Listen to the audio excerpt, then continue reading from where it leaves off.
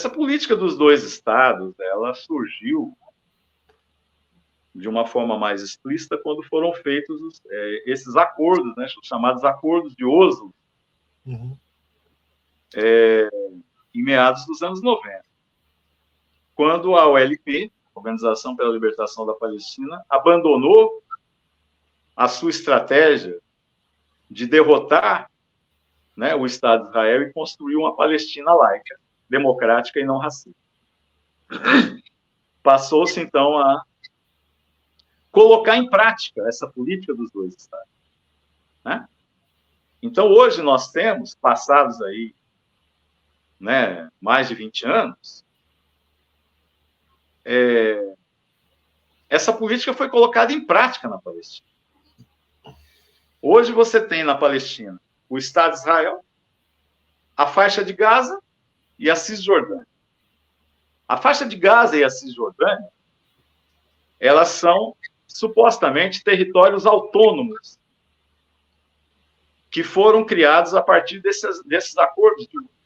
O que são esses territórios autônomos? Israel concordou em que na faixa de Gaza e na Cisjordânia sejam territórios administrativamente autônomos, governados pelos próprios palestinos, né? E isso, supostamente, seria um primeiro passo na direção da criação de um Estado palestino, certo? Bom, passados esses 20 anos, o que nós podemos concluir dessa experiência prática da realização dessa política dos dois Estados?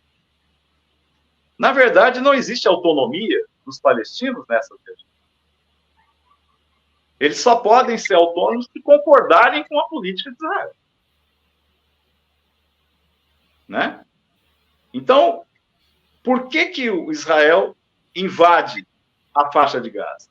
Porque você tinha lá no governo da faixa de Gaza o Hamas, que era uma organização que não concorda com a existência do Estado de Israel, né? Então, eles se sentem no direito não só de invadir e expulsar o povo da faixa de Gaza. Na Cisjordânia, eles têm uma política de colonização. Eles vão chegando na fronteira da Cisjordânia, estabelecendo colônias e ocupando mais territórios que supostamente seriam da administração autônoma da Cisjordânia pelos palestinos. Israel invade o território da Palestina com as suas milícias, né? Nesse sentido, até eu oriento uma série que é passada na Netflix, que mostra, é uma série que se chama Fauda, que conta a história do ponto de vista do Estado de Israel, mas que mostra também como que as milícias paramilitares de Israel invadem os territórios autônomos palestinos a qualquer momento, na Cisjordânia, para sequestrar pessoas, para matar pessoas, né? Então, não existe, na prática, essa autonomia desse território. Na prática, ela não existe, né? E é um problema ainda maior. A economia da faixa de Gaza e da Cisjordânia é totalmente subordinada à economia do Estado de Israel. Tudo depende do Estado, né? Israel impede que essas regiões possam se desenvolver economicamente de uma forma ou outra. Então, o que acontece? A política dos dois Estados, ela foi colocada em prática ao longo desses 20 anos. E o que ela está mostrando? Está mostrando que ela não resolve o problema. Não existe, de fato, uma administração autônoma dos palestinos. Israel, como sendo um Estado de concepção racista, de origem racista, de xenófobo, né? Ele segue estabelecendo naquela região as suas próprias regras, o seu próprio domínio. E hoje, na faixa de Gaza, nós estamos vendo, né? O que Israel está fazendo hoje na faixa de Gaza mostra definitivamente que é completamente impossível a coexistência dos palestinos com o Estado de Israel. Um Estado racista, militarista, né? Não é possível nenhuma convivência pacífica entre esses.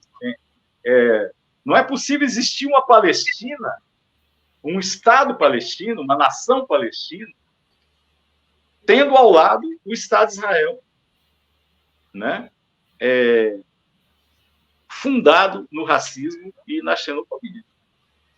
E esse caráter racista do Estado de Israel, hoje é confirmado principalmente pelo seguinte, né? O governo do Netanyahu. O governo, quem governa hoje o Estado de Israel, é uma coligação de partidos de direita, que é o partido Likud, que é do Netanyahu, e partidos ainda mais à direita, de extrema direita, diretamente fascistas, né? Como é o partido do ministro da Segurança, o Ben-Gvir, que é declaradamente um partido racista, pelo extermínio dos palestinos. Então, existe hoje, dentro do Estado de Israel, em que existia certas liberdades democráticas para os judeus dentro daquele Estado, né? O próprio Estado de Israel está se transformando hoje numa ditadura militarista. Uma ditadura, num governo diretamente da extrema-direita. E as liberdades democráticas, inclusive, que existiam dentro de Israel, estão sendo cerceadas.